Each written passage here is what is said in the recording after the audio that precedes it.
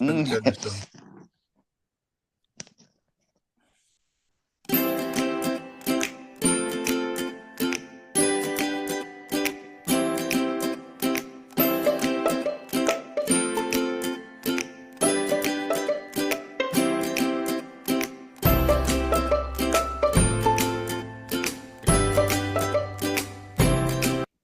Right, well, welcome back to part two of episode 77, where we are trying to recall some of our new pub and new adventures that we've been on over the last couple of months as part of our Try-annuary and staying well away from whatever it's called, dry January, isn't it? So Nicholas had just told us a little bit about Selby, and in part one, Bruce had also covered quite a broad range from Leeds to London to Thirsk to Boroughbridge. So we're going to move on in a minute. I think, Nick, we've got a couple of Edinburgh newbies that you're gonna tell us about. Oh yes, I'm going to go through mine. But yeah, Nick reminded me of a story about going to a pub and being mistaken. So we once, a couple of years ago, we went to the Middlewich Canal Festival, which is in September. It's normally quite nice. They normally have a music festival, and the canal runs through the middle of Middlewich. So there's boats all the way through selling stuff and playing music. So it was a lovely September, those kind of Indian summer afternoons, nice and warm. So we were heading back up the canal, and we called in one of the pubs that backs on. I think it's called the Newton Brewery Inn now. It wasn't a brewery then; it was something else. So anyway, me and the brother-in-law, we go up, and the kids and the wives, they were going to sit in the beer garden. So I went up to the bar, and I had to go up and say, 2 pints and 4 cokes, please. The woman behind the bar says, "You've got some nerve." I said, "Sorry, you've got some bloody nerve. The state that you were in on Saturday night." And I'm saying, "Sorry, I don't need. I think you're bad. I'm not going to serve you because the way that you were acting." And I said, I'm sorry, "What do you mean?" And I said, "No, I wasn't here on Saturday night. Are you sure?" I said, "I've never ever been to this pub in my life." And the whole queue now was stood behind me going, "Oh, what did he do? What did he do?" And this one was adamant. I'd been there apparently on the Saturday night, causing rumpus and God knows what. So yeah, she did reluctantly serve me, and she didn't believe it wasn't me. And I said, "I've never been to this pub in my life. First time I've been to Middlewich and got out of the car anyway." So yeah, being mistaken in pubs, I might have to have a whole podcast about that. Right, Nicholas, you've also had a quick zip up to Edinburgh, and a little work trip, which is quite a rarity for you. But you did yes. manage to take a few new places off. So come on, what about some of these new places? Yeah, well, I was. Bennetts and Cloisters. Yeah, well, like I did Spoon Super 7 last year when I used the Northern Rail to go around West Yorkshire. I did contemplate doing a Super 5 in Edinburgh, because obviously there's 5 Wetherspoons in Edinburgh, but I knew Bruce would be full of lambastment for me. So I did the Kelly Picture House. I returned there a couple of times, back to staff there and her friend. I said, "Look, we can grab breakfast there." I said, "You'll be impressed with the building." And then I also did the Alexander Bell, because I've not been the Alexander Bell before in Spoons. Probably won't go in that one again.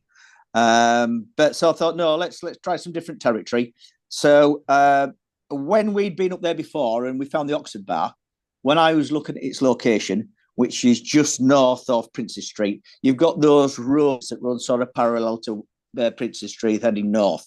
I came upon this little bar called Kay's Bar, and could see by the pictures that it was tiny.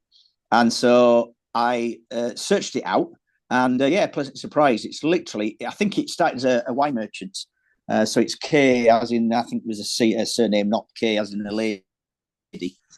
It's obviously a locals bar. And literally it's one small square bar. And then there's a little library, I think they call it the library. And there was literally there, and then a little bench seat. I got in there, it was R5 on a Friday afternoon, which I knew obviously people would be clocking off work and heading there. But yeah, cracking little bar, good range of real ales on in there. I think I had Lockfine's Jarl, which once again, with it being Citrus beer, is one of my favourite ones. And it was literally rammed, but well received. I managed to get myself squeezed in where the library was. So Kay's Bar. So as I say, you need to search it out. You need to find it on a map, because it's like at the end of one of the muses that you get in London, where you've got little residential houses that once upon a time would have been stables or garages, but people are living there now. So that was Case Bar. So I say that's just from near about a 10-minute walk to the Oxford Bar. And then on the evening, I walked back across the city and I decided to head southwest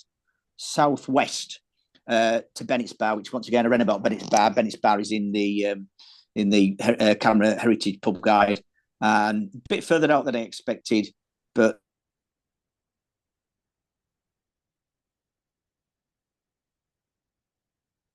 bar all down one side, banquet seating down the other side. Spot was very, very busy. And then when you look back towards the door you've walked in, there's like big stained glass windows. So the full frontage of the pub, you don't really notice them from the outside, but from the inside, you've got the glow of the street lights outside coming through stained glass. And in fact, once again, I stood, there was a fireplace at the far end opposite the door they came in.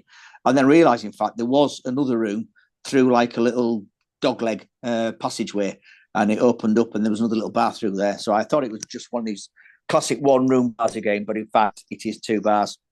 And then I read about a place called the Cloisters, which had a reputation for real ale, which once again was just a bit further down the road. And weird, because I think I didn't really take much notice of it from the outside, but I assume it's called Cloisters because it's connected to a church.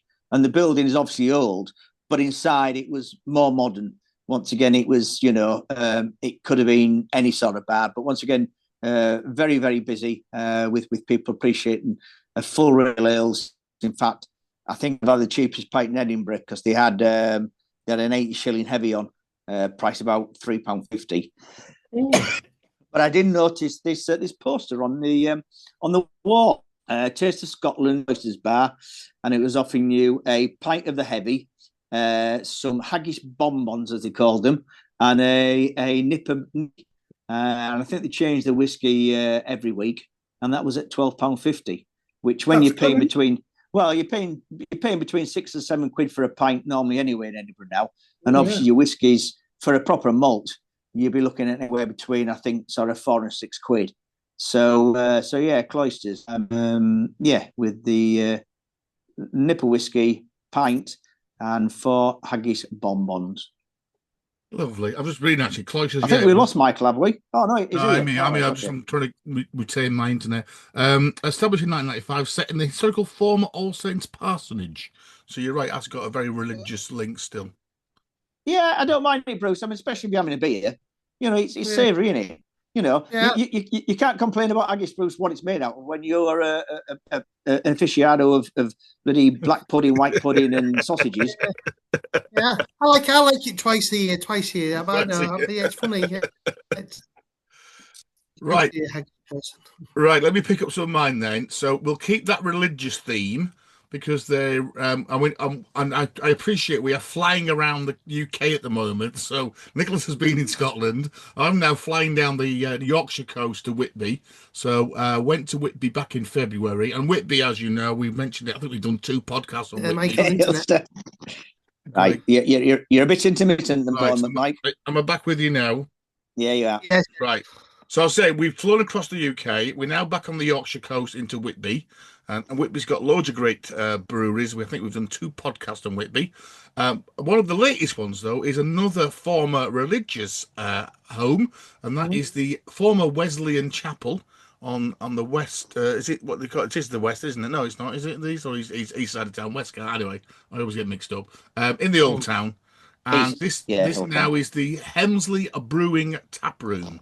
For a while, it was called the Meeting Room, and now, but as you can see if you're on YouTube, it's clearly called the Tap Room, which I understand has caused a little bit of consternation because obviously there is the Whitby Brewery Tap Room a little bit further up and up the steps, so they're not very happy. But anyway, Hemsley seem to have stuck with this. So apparently Hemsley have only got 2 pubs, although they're a decent brewery. A tap room actually in Hemsley, which is probably a good 20 miles away from Whitby, and this quite nice conditioned thing. So Nicola, I think you've been in here, haven't you, Nick? Yeah. Me and Mother went.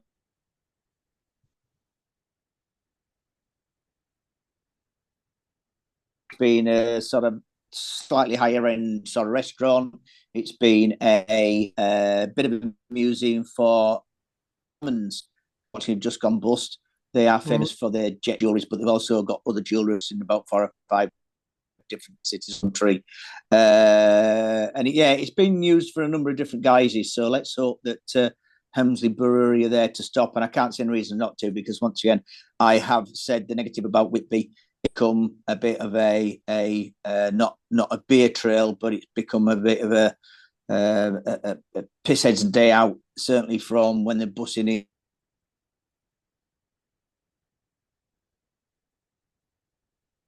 Any other day about a Saturday, it's fine, isn't it? Just avoid the Saturday. Yeah. But I think every empty premises that becomes available in Whitby, it's becoming a bar, it becomes a pub, which means that all the premises are full and busy and are not being left to neglect and rot. But at the same time, pubs and bars can one little seaside town sort of maintain, really. Have you been here, Bruce? Have you been here? Me? Yeah. No, I've not been there yet. Right. Not been to Whitby for months. I might be going this week. Okay, well, so the beer's all right, actually, and they have a good range of beers on, and they also had Yorkshire Heart on and Hobson's, actually, when we were there. I don't know, we'll see how it goes, really. It was all right, very friendly staff. There's also a pop-up, I'm going to say Thai or something bun in it, yeah. Vietnamese, Korean. Which was chucking quite a lot of food out, actually, and that was part of the interest. I would say, whilst it's quite a big space being the former chapel, and the organ is still there and apparently is in working order, and they are going to maybe utilise that, the bar lady said. We were there on a fairly wet, windy February afternoon, and it was pretty full. I mean, I won't say...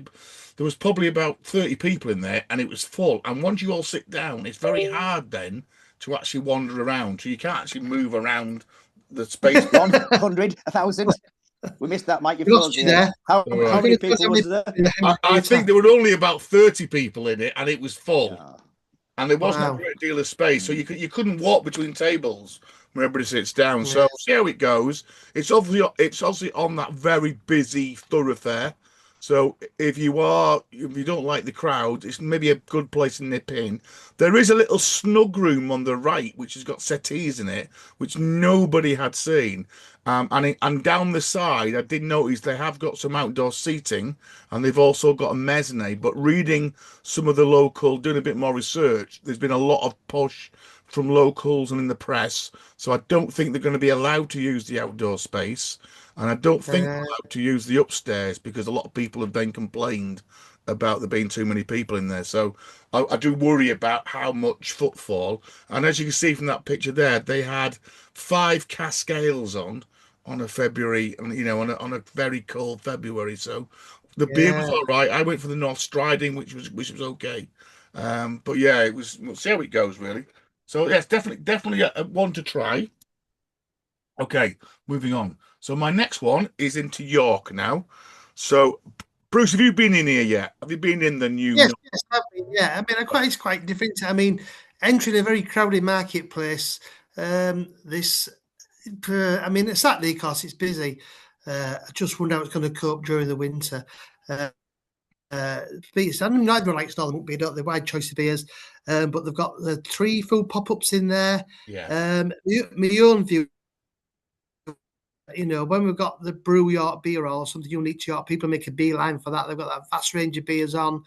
This is basically similar offering, more central to town, but I could be wrong, but I just don't think the economic's going to stack up for this to be here for a long time, I'm afraid. That's my view on it. It's weird, I deliberately walked around York the other day, and I was trying to find it, and I didn't come across it. It's not once again, maybe it's they've only got a little pub sign, and it doesn't. There's nothing else outside to say it's a pub. No, they made a lovely job of it. Making me wrong, but I just can't. I'm not sure they're going to let the footfall in the quiet months to keep it going. And that's a very valid point you raised there. That you're off Stonegate there, aren't you? With all those pubs there that are drawing you when you've got pubs. To be a fan, I think to have the desire to track this out and find it, track it down. Yeah. Well, I am a concerted beer fan, but I say I walked through all them little streets thinking, where the hell is it? And I just must have to walk past it. What did you think, Michael? Yeah, well, just a bit of background. So when we and Nick were actually in the brewery, when we went on that tour, was that pre-Christmas, wasn't it? Was it in November we went to the brewery? I remember right, it was. Yeah, we had to get it in before. Yeah, it expired. And they mentioned that I think they were mentioned that they were they just opened or were opening one of their other refectories in York now. So I think they have one in Manchester. Obviously, they have the Leeds, and then I think they have one in London, don't they, as well? I think. So Northern Monk Refectory. It's on Little Stonegate. So Stonegate is one of the kind of very popular main streets heading towards the Minster. And if you come in the other way, if you know where Brown's department store used to be, and then there used to be an outdoor shop on the corner, and if you go around there, I think you kind of head down that street there as well. So as Nick said, it's a bit of tucked away. It's quite it's a very quaint street. This was Forage, Bruce, wasn't it? It used to have a lovely leafy thing on the door, didn't it? And they were that was a drink. That was Yorkshire Explorer Distillery. That obviously foraged, and it was quite a popular eating spot. Gastropub, yeah. And I think you're right. And Gusto Italian restaurant before that. That's right, yeah. So inside, although it's a very old building, it's got quite a modern feel inside. It's quite a nice tap. It's a bit more upmarket, I would say, than your normal scaffolding poles. So whilst there are, and I give you to see on the picture there, some industrial columns coming down, it's quite nice. It's quite dark, I would say, which is probably again, Nick, where you didn't realise it was a pub, to be honest. Staff were quite knowledgeable. They have about 18 taps on. And they did tell me that they will always have 2 casks on. I think what was it when I was there? It was I think it was either Faith or Heathen, I think I had. And then they also had the Timothy Taylor collab on as well. And he did say they were always going to put a stout on because they don't do a stout. They don't do a Guinness or anything, which obviously people ask for. 3 food things. In fact, one of the food guys is one that feeds my Mellards, Slice Culture, who are really good pizza folks. So I know I've had some social media contact with them saying good luck to them. So like you say, it was steady on a February afternoon. It was ticking over. Families in there, of course, and I think maybe they were doing a deal. So I think if you wanted a pizza, it wasn't too bad, So if you're feeding the kids and stuff, so yeah, it's worth digging out if you can find it. I will say the beer was pretty good, and it's quite nice. As I sat there in the window watching the world go by, it was very nice. And the added advantage is just round the corner, you've got another new venue, which is the Little Ale House. So we have mentioned these before because they also have, or the big sister pub is in Harrogate. That was set up actually. I think there were 2 guys, a man and a wife team, a husband and wife team, who left the London city trading and came up north to sell good beer. And very much like Wetherspoons, without music or any well, you do have music in Wetherspoons these days and fruit machines, but anyway, that was their thing. So the one in Harrogate's been going for quite a while now. And they've opened now in what was a Little Betty's, in what was Taylor's Tea Shop, a new ale house. The ground floor is still a spirits off license because I understand they've also got some link to Hemsley. Harrogate gin. So there's still a link there as well. So you can buy bottles of gin and whiskies on the ground floor. Apparently it's got the biggest range of whiskey in the north of England, so I'm told. Although I'd mentioned that to the girl behind the counter, and she wasn't aware of that. They have retained the original Taylor's tea counters, so they've kept those in there, which was again in not so long ago Betty's kind of cakey shop, wasn't it? And then the upstairs, if anybody remembers Little Betty's, is very much as was really, apart from there is a bar in the big room where you kind of used to go up to. So really interesting. Luckily for us, there was an American guy at the bar who was something to do. I think he was probably their builder or surveyor, or he was certainly knew a lot about the building. And he said he was actually working on the floor above. That's where he'd been working. He told us about there's a door in that first floor that goes straight into Trembling Madness, because next door to Little Ale House is the Trembling House of Madness, which again is another, one will say new bar, but long established drinking hut. quite a I lot would of. think Little Hill House actually benefits because I was in the Phoenix on Wednesday evening, and there was a couple in there talking about, oh yeah, they'd beat Trembling Matters because once again it's always full, and you get people sat in Trembling Matters sit there all night nursing a third of old wanker. So they said, oh, we went to the Little Ale House next door. So I think in terms of location, it's going to benefit the Little Ale House from the sort of clientele that go in the Trembling Madness. Yeah, it's quite a bit. I would say it felt a bit more spacious. It's a bit lighter because it's the old tea room. They haven't done much to the tea room, to be honest. He did say they're going to put another bar in the kitchen. Interestingly, I've told this Bruce, didn't he? He said they are. What shocked them is they're very the difference in people in Harrogate compared to York. He said the Harrogate bar works really well. People are really friendly. People will always share tables. He said what they found in the York so far was people were defending their tables, didn't want to sit with anybody else, would pile bags up to stop people coming and trying to sit down. And he said, they were thinking of ways that they were going to kind of try and work against that. Definitely didn't clientele. I mean, Harrogate, you've got to once again in Harrogate, you've got to know where it is, don't you, Bruce? I mean, you went in there, and then Ben came and met us, didn't he? Yeah. You remember? Yeah, but Harrogate must still have the footfall of tourists and convention folks. No, not a lot of tourists. I mean, not compared to York, but I still think you get a bit of a tourism hit, don't you? It's a lovely vibe. Yeah, I have to say, it's always lovely. It also has a lovely atmosphere about it, hasn't it? So I think they had Helmsley beers on. They also had 2x2 beers on as well. So again, a mix of craft draft beer and I think 3 hand pumps on as well. And again, actually, the guy that he steered me towards a 2x2 pale, which was very, very good. So again, definitely worth looking out for Little Ale House. We've got to say though, this area of York is pretty much saturated, isn't it? You've got the Guy Fawkes round the corner. You've got both Trembling Madnesses, haven't you? You've got the Punch Ball lower down that street. Yeah. So there's certainly lots of competition in that area as well, which you've got to look out for. And then the last one on my new list was, again, I mentioned it last week, again, another pub that takes a bit of finding, and that was the Vine up in Pittsill in north of Stoke-on-Trent. And this is a 2 up, 2 down classic, as in the Rover's return. Thankfully saved after, I think it was COVID shut it down, and it pretty much was in a bit of a sorry state. But as I mentioned last week, if you do get to find it, it's a little gem. It is like stepping back. I've gone too early there. I've got some photos somewhere, I'm sure I have. There we go.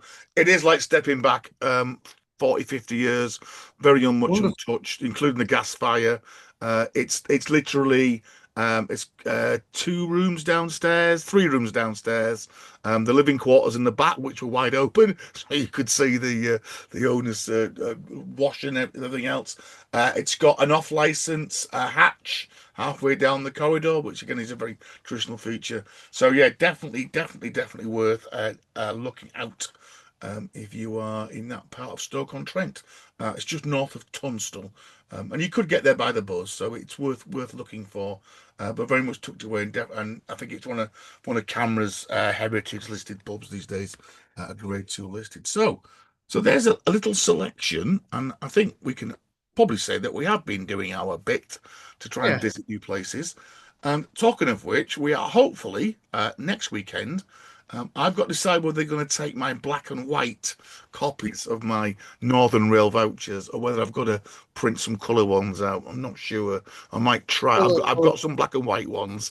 And I'll just say I have the online version of the paper, and I can't see anywhere it says I've got to have, the real Macaulays. Anyway, we'll see. So yes, we're going to use our Northern Rail tickets. I thankfully can use them all the way. Bruce can use them all the way. Nicholas will have to probably give some of his shekels to the Trans-Pennine Express, horrible folk. They'll have to pay more for a 20-minute bloody rail journey. Then we'll have to Northern Rail who's willing to take me 250 miles there on the bloody country. I was talking bastard Pennine. I was talking to him about that the other day. I think it's from Leeds where couldn't believe how cheap it was on this West Coast. I said, but it's because we've got like 4 different companies on the same lines going up and down. So it's cheap around Leeds. Yeah. Get Keighley and Ilkley like we were going yesterday, or all them places. It's just bloody York to bloody Scarborough. So Thieving the bastards. plans are that we're going to head to the birthplace of the cooperative movement, Gracie Field's own Rochdale. So that is the plan. So I think we're aiming to arrive around 10:30. I think is the plan, gents. Is that right? Yes. Breakfast booked in the Martlet kitchen. Yeah. Excellent. And then we've got. I know Bruce, you've been here a few times before, so I know that Yeah. you've got some must visits, which includes a town hall, which I don't think has a bar in it, but we'll go and have a look anyway. So that's one For the Sistine Chapel, gone to Rose of the North. It is of the fantastic. industrial towns of Lancashire. So I think you've talked about the Flying Horse, Bruce. You've told us about the town hall. The Flying Horse is a great pub with a great beer range. Fantastic exterior. Don't quite match it inside, but it's worth a visit. Yeah. The Barn's right next door to Barn. where the pioneer movements start. That's a fantastic pub. The Wetherspoons is the old musical theatre, and it's the Wetherspoons is cavernous but run really well with a vast range of local beers on. The one I've not been to, of course, which is everybody raves about, it's the Cemetery Hotel, which is not far from the footy ground, but that's supposed to be a fantastic pub. The Rochdale are at home on Saturday, so I have to get there quite early. And it also has quite a large collection of Sam Smith's pubs that are tatted about. Big old place, Rochdale. I mean, nice to fit one of those in. There's an intriguing market, but I think you'll really like it. And then I think we're going to go to Hebden Bridge, which again is a thriving beer scene there. Fox and Goose is a wonderful community. Yeah, we're paying £7.50 a pint in bloody Hebden Bridge. Right, well, I've got the Nelson down. It's great, stunning little my pub vocation probably tap. We'll have a great day out. I've got the Nelson down as the Sam Smith's pub to go to in Rochdale. Oh, excellent! So that's one. And then I've also got our Grace's, which is a micro bar. Yeah. The Lucky Duck micro bar. And the Pint Pot micro bar. Oh wow! So I think we might spend a bit longer in Rochdale. I mean, Nicholas might make a strategic decision and say we'll do that, and then we'll see. Anyway, so that's Hebden Bridge. So that's the plan. That's the plan. No, it's not. It's full of pot smoking bloody hippies. Yeah, I mean, the Goose and Gander. Yeah, 50 minutes away. That was my. It's a normal country pub, for God's sake. We shall see. So that's the plan. We are going to meet up in Rochdale. So I will try and put together some bits and pieces, and we'll try and do a little bit of recording on that one. So you might be very our listeners may be overjoyed to hear that we might actually get 3 podcasts out in the month of March, although we are heading towards Easter, which is early this year, isn't it, in the start of April. So that's the plan. So yeah, the plan is that we will be in Rochdale on Saturday. And then we'll feed back at some time in the future. So I think Nicholas seems to have drunk his Lucy Juicy now. Is he giving his? He seems to have. Yeah, no, my battery's running down as well. So picking that one up. I'm on. Yeah, I'm here, but yeah, my battery's down to 9% as well.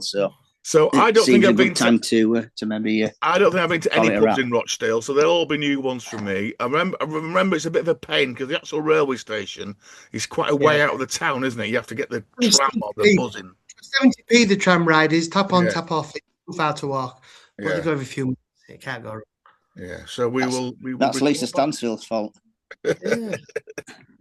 So sounds a good plan, right? So thank you, gents. We will hopefully have a good day. I hope the weather's a bit better than it is today. And we good forecast. Yeah.